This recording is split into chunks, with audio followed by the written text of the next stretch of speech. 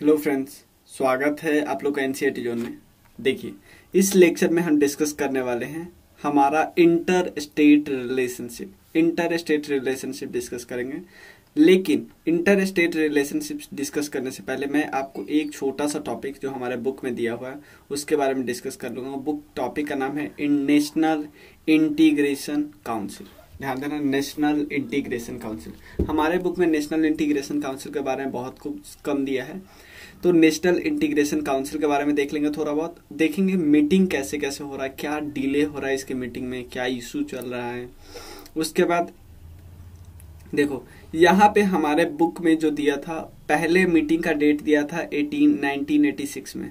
लेकिन अगर मैं बात करूं, जब इनके वेबसाइट पे, होम मिनिस्ट्री के वेबसाइट पे जाके देखते हैं तो नेशनल इंटीग्रेशन काउंसिल के बारे में, तो वहाँ पे 1962 दिखाता है। तो यानी हमें 1962 माना, ये सब हम डिस्कस करेंगे। उससे पहले एक चीज मैं बता दूं, अगर आपको लुसेंट ऑब्जेक्टिव और राकेश यादव सर की ऑब्जेक्टिव का बुक आपको करना है तो आप यहाँ पे आपको थोड़ा सा पे करना पड़ सकता है। इसमें क्या हो रहा है कि हम डेली इसमें टॉपिक डिस्कस करें। जैसे अभी लुसेंट में हमारा ज्योग्राफी चल रहा है, उसका राकेश यादव सर में एक तरफ हम मॉडर्न हिस्ट्री, दूसरी तरफ हम पॉलिटिकल साइंस डिस्कस कर रहे हैं। तो दोनों बढ़ा रहे हैं, जल्दी जल्दी करने का प्लान बना रहे हैं। और ज़्यादा प्राइस नहीं है इसका, 300 है पर सब्जेक्ट, और दोनों आप लेना चाहते हो तो 500। आपको पता है किस नंबर पे कॉल करना है, 9582062485। नंबर डिस्क्रिप्शन में मिल जाएगी। चलिए शुरू करते हैं। तो नेशनल इंटीग्रेशन काउंसिल की बात करते हैं। ये एक एक्स्ट्रा कॉन्स्टिट्यूशनल बॉडी है। इसका चेयरमैन, इसके जो चेयरमैन होते हैं प्राइम मिनिस्टर। जब भी इसकी मीटिंग होती है इसके चेयरमैन प्राइम मिनिस्टर होते हैं। और नेशनल इंटीग्रेशन काउंसिल का मेन उद्देश्य है कि आप जो जो समाज में बुराइयां हैं, जैसे कम्युनलिज्म, कास्टिज्म, रीजनलिज्म या लिंग्विज्म, ये सारी बुराइयों को दूर करते हैं, ताकि आपको नहीं लगता, नाम से पता चला है कि आपको इंटीग्रेट करने की बात की गई है। तो इंटीग्रेशन की बात होगी, यहाँ पे लिखा है ना, the main task of the council is to examine the problem of national integration in all its aspect and make necessary. Obviously पहले देखेंगे हमारे देश में प्रॉब्लम क्या क्या है, कौन कौन सा प्रॉब्लम है, फिर उसको क्या करेंगे, टैकल करने का कोशिश करेंगे, रिकमेंडेशन देंगे वो। क्लियर? इसके कंपोजिशन में कौन कौन होते हैं? एक तो प्राइम मिनिस्टर हेड होते हैं, उसके अलावा और भी काउंसिल ऑफ मिनिस्टर होती है, चीफ मिनिस्टर ऑफ स्टेट्स होते हैं, पॉलिटिकल लीडर्स होते हैं, चेयरमैन ऑफ यूजीसी होते हैं, commissioner of schedule caste and schedule tribe होते हैं, इंडस्ट्री के रिप्रेजेंटेटिव, बिजनेस के रिप्रेजेंटेटिव, ट्रेड यूनियन के रिप्रेजेंटेटिव। अब देखो, क्योंकि आपको अगर नेशनल को इंटीग्रेट करना है, देश को इंटीग्रेट करना है, तो सिर्फ मिनिस्टर लोग से थोड़ी होगा, सबको साथ आना पड़ेगा। इसका बैकग्राउंड कब हुआ? जो इसका सबसे पहला मीटिंग हुआ नेशनल इंटीग्रेशन काउंसिल का 1961 के आसपास, मतलब पहली बार मीटिंग बैठा यहाँ पे हुआ है ना, कि देखो सेटअप तो हो गया सितंबर अक्टूबर 1961 में, कॉन्फ्रेंस में बात हो गए। लेकिन जो पहली मीटिंग हुई वो पहली मीटिंग हुई थी 1962 में। क्लियर ना? और जब इन्होंने अपना ऑब्जेक्टिव कब दिया? अपना ऑब्जेक्टिव दिया 1968 में, 6 ईयर बाद, कि common citizenship, unity in diversity, religion के बारे में, फ्रीडम, ये सब बातें। लेकिन प्रॉब्लम क्या है? प्रॉब्लम है कि अभी तक सिर्फ और सिर्फ 16 मीटिंग हुआ है 1962 से लेके। लास्ट मीटिंग 2013 में हुआ था, जहां पे कम्युनल हार्मनी और डिस्क्रिमिनेशन को रोकने की बात की गई थी। क्लियर? तो इसमें कैसा क्वेश्चन बन सकता है? पहले, क्या ये कॉन्स्टिट्यूशनल बॉडी है? नहीं। चेयरमैन कौन है? क्या इसमें सिर्फ मिनिस्टर, गवर्नमेंट के लोग बैठते? नहीं, और भी मेंबर। काम क्या है? नेशनल इंटीग्रेशन को बढ़ावा देना। चलिए अब बात करते हैं, यहाँ पे हम बात करते हैं इंटर स्टेट रिलेशनशिप में। इंटर स्टेट रिलेशनशिप में पहले 2-3 आर्टिकल, इसमें क्या बात किया जाता है इंटर स्टेट रिलेशनशिप में? मतलब एक तो होगा सेंटर स्टेट रिलेशनशिप,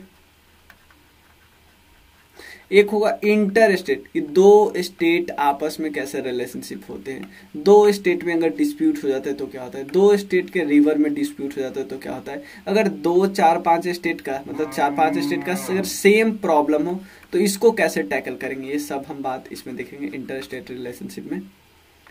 चलिए सबसे पहला आर्टिकल है 131। 131 आर्टिकल क्या कहता है? 130 आर्टिकल कहता है सुप्रीम कोर्ट के पास ओरिजिनल और ध्यान देना, ओरिजिनल और एक्सक्लूसिव पावर है किस फील्ड में भाई? किस फील्ड में?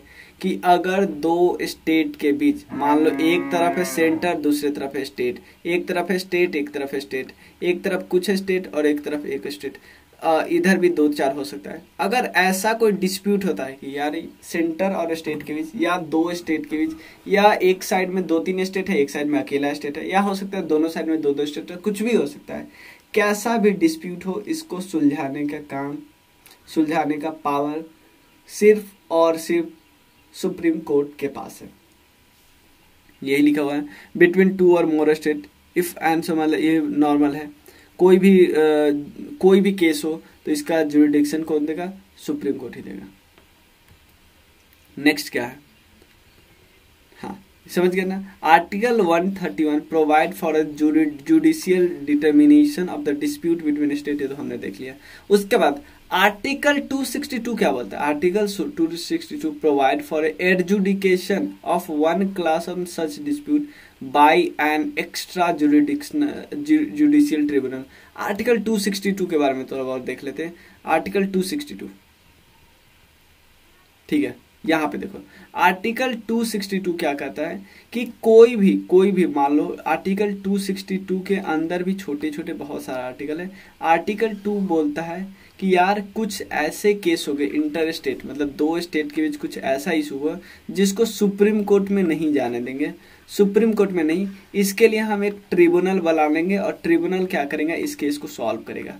ध्यान देना, अगर कोई इशू हो, मतलब दो स्टेट के बीच इशू हो जहां पे हमें सुप्रीम कोर्ट के पास केस नहीं जाने देना। नॉर्मल केस में तो सुप्रीम कोर्ट के पास जा रहे हैं ना, लेकिन यहाँ पे क्या बताया जा रहा है कि यहाँ पे हम सुप्रीम कोर्ट के पास जाने नहीं देंगे। हम क्या करेंगे? एक ट्रिब्यूनल बनाएंगे। ये आर्टिकल 262 है। यहाँ पे क्या कहते हैं? Also states that Parliament may provide for the adjudication of any dispute or complaint with respect to the use, distribution or control of water or in any interstate river valley। मतलब समझ कर रहे हो ना कि कोई भी डिस्प्यूट है, जैसे रिवर के बीच डिस्प्यूट है, जैसे नर्मदा रिवर के बीच डिस्प्यूट था राजस्थान, मध्य प्रदेश, गुजरात और महाराष्ट्र के बीच, तो ऐसा नहीं कि इस केस को सुप्रीम कोर्ट में लेगा, नहीं। इसके लिए सेंट्रल गवर्नमेंट ने एक ट्रिब्यूनल बनाया है, इंडिपेंडेंट ट्रिब्यूनल। ये ट्रिब्यूनल फिर अपना अवार्ड देने का मतलब रिजल्ट दिया कि भाई हाँ ऐसा इसको इतना इसको करना, इतना इसको करना, इतना इसको करना। समझ रहे हो ना? चलिए, तो आज देखो, तो थोड़ा हम वाटर के बारे में, जब भी रिवर के बारे में डिस्कस करें तो वाटर के बारे में देख सकते। वाटर को स्टेट लिस्ट में रखा गया है, वाटर को स्टेट लिस्ट में रखा गया है, क्लियर। लेकिन यूनियन लिस्ट में क्या रखा गया? यूनियन लिस्ट में रखा गया है कि वाटर को रेगुलेट, अगर इंटर स्टेट रिवर को डेवलप करना है, रिवर वैली को डेवलप करना है, इसमें काम आएगा सेंट्रल गवर्नमेंट का। ध्यान देना, इस फील्ड में सेंट्रल गवर्नमेंट काम करेगी। लेकिन इंटर और सिंपल और वाटर की बात आई, वाटर की बात आएगी तो स्टेट, मतलब कोई स्टेट के अंदर कोई वाटर है तो इस पे वाटर काम करेगा। लेकिन कोई इंटर स्टेट रिवर वैली की बात होगी, इंटर स्टेट रिवर वैली की, तो उस पे सेंट्रल गवर्नमेंट कानून बनाएगा। देख रहे। अब आर्टिकल 262 के तहत पार्लियामेंट ने दो एक्ट बनाए हैं, एक है रिवर बोर्ड एक्ट और एक है inter state water dispute act. तो रिवर बोर्ड एक्ट क्या कहता है? द एम्पावर्ड, ये एम्पावर करता है गवर्नमेंट ऑफ इंडिया को कि आप एक बोर्ड बना लीजिए। किस लिए? फॉर इंटर स्टेट रिवर और रिवर वैली के लिए, in consultation with the state government. लेकिन अभी तक एक भी रिवर बोर्ड नहीं बना। ये भी ऑप्शन फंसा सकता है हमें कि रिवर बोर्ड, क्या अभी तक एक भी रिवर बोर्ड बना है या नहीं।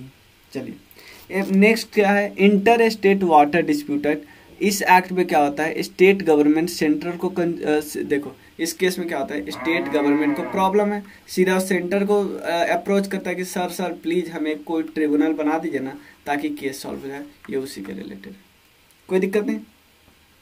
सबसे पहले हमें पता होना चाहिए स्टेट लिस्ट में है वाटर। उसके बाद अगर वाटर, इंटर स्टेट वाटर की बात आती है तो सेंट्रल वो यूनियन लिस्ट में है। आर्टिकल 262 बोलता है कि भाई ऐसे वाटर वाला डिस्प्यूट में सुप्रीम कोर्ट को नहीं आना चाहिए। इस केस में तो आराम से पार्लियामेंट एक ट्रिब्यूनल बना के ही संभाल लेगा ये सब बात। फिर आर्टिकल 262 के अंदर दो बोर्ड बनाए गए, एक है रिवर बोर्ड एक्ट 1962 1956 और एक है inter state water dispute act 1956। लेकिन नहीं बनाया गया अभी तक रिवर बोर्ड, लेकिन ये बहुत बार बनाया गया inter state water dispute act के थ्रू ट्रिब्यूनल। तो इतने सारे ट्रिब्यूनल है, कृष्णा के लिए अलग, गोदावरी के लिए अलग, नर्मदा, कावेरी, कृष्णा। तो देखो आप देखो मंदोबी रिवर आपसे जो करंट में है, बंसाधरा आंध्र प्रदेश और उड़ीसा के बीच रिलेशनशिप है, तो इनका डिसीजन अभी आया ही नहीं। देखो कितने साल, ऑलमोस्ट 11 साल हो गए, 10 साल हो गए, लेकिन अभी तक डिसीजन ही नहीं आया।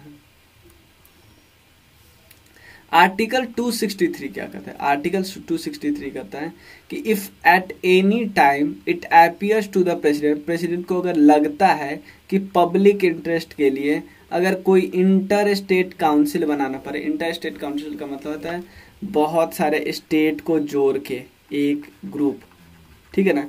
तो ये इसका क्या काम होगा? इंटर स्टेट काउंसिल का, इंटर स्टेट मतलब 2-4 स्टेट का एक काउंसिल, इसका क्या काम होगा? सबसे पहले ये क्या कर सकते हैं? इंक्वायर कर सकता है या एडवाइस दे सकता है कोई भी डिस्प्यूट में। अगर ये सब काउंसिल हो, अगर कोई इन दो के बीच डिस्प्यूट करते तो आपस में ही सॉल्व कर लेंगे, सेंटर के पास ट्रिब्यूनल बनाने की जरूरत ही नहीं होगी। Investigate and discussing subject in the same some or all the state or union and one or more state है। ऑब्वियसली भाई कॉमन इंटरेस्ट है तो आप सब साथ काम कर लो ना। ये रिकमेंडेशन देगी एनी सब्जेक्ट पे, particular recommendation for the better coordination of the policy. Obviously तो नॉर्मल बात है। It shall be lawful to the president by order to establish such a council and to define the nature of the duty to be perform by it and its organisation procedure. Normal बात है। Composition, inter state council का composition क्या होगा ये याद रखना। Prime minister chairman होते हैं, लेकिन जोनल काउंसिल की बात करेंगे ना, इसके प्राइम मिनिस्टर होते हैं, सॉरी इसके चेयरमैन होते हैं home minister. Chief minister of all state, और कौन कौन मेंबर होते हैं? एक तो प्राइम मिनिस्टर हेड हो गए, उसके अलावा सारे स्टेट के चीफ मिनिस्टर होंगे, यूनियन टेरिटरी के भी चीफ मिनिस्टर होंगे जहां पे लेजिस्लेटिव काउंसिल है। अगर जहां पे लेजिस्लेटिव काउंसिल नहीं है वहां के क्या आएंगे? वहां के एडमिनिस्ट्रेटर आएंगे। और गवर्नर कहाँ के आएंगे? जहां पे प्रेसिडेंट रूल होगा वहां पे गवर्नर आएंगे। इसके अलावे कैबिनेट रैंक के 6 मिनिस्टर भी आएंगे, ये समय में देखे। और 5 मिनिस्टर को कैबिनेट रैंक में नॉमिनेट किया जाएगा चेयरमैन के द्वारा, ताकि वो परमानेंट इनवाइटीज बन सके, ठीक है ना। 3 कमिटी है फेमस, एक है राजा मनार कमेटी, और इसको कंस्टिट्यूट किया गया था 2 सितंबर 1969 को। और लेकिन सरकारिया पूछी इसलिए इम्पोर्टेंट है क्योंकि ये दोनों, ये सब क्यों है? सेंटर स्टेट रिलेशनशिप से रिलेटेड।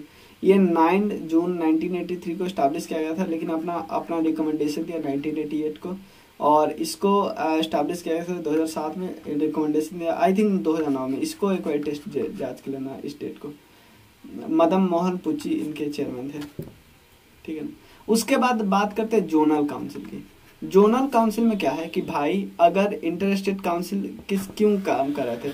इंटर स्टेट डिस्प्यूट के लिए। लेकिन जोनल काउंसिल का मतलब था कि भाई आप कुछ स्टेट को, जैसे यहाँ पे मान लेते हैं, कुछ स्टेट को एक जोन बना दो, यहाँ पे कोई प्रॉब्लम, क्योंकि जोन बनाने से फायदा होगा भाई यहाँ का प्रॉब्लम यहाँ का प्रॉब्लम ऑलमोस्ट सेम हो सकता है, बहुत ज्यादा चांस है। सेम यहाँ बिहार झारखंड का, सेम इधर भी इधर भी। तो इसीलिए इन्होंने क्या किया? जोनल काउंसिल को एस्टैब्लिश किया गया। कब एस्टैब्लिश किया? किस एक्ट के अंदर? तो इसका नाम है state reorganisation act, state reorganisation commission. देखो स्टेट रीऑर्गेनाइजेशन कमीशन एस्टैब्लिश किया गया था फजल अली कमीशन के अध्यक्षता में, फजल अली की अध्यक्षता में। तो उसने ही बताया कि भाई जोनल काउंसिल बना लो। जोनल काउंसिल के चेयरमैन कौन होंगे? Home minister. लेकिन उसके वाइस चेयरमैन कौन होंगे? सीएम होगा, लेकिन रोटेट होता रहेगा, एक बार बिहार, वेस्ट बंगाल, ऐसे फिर झारखंड, ऐसे ऐसे।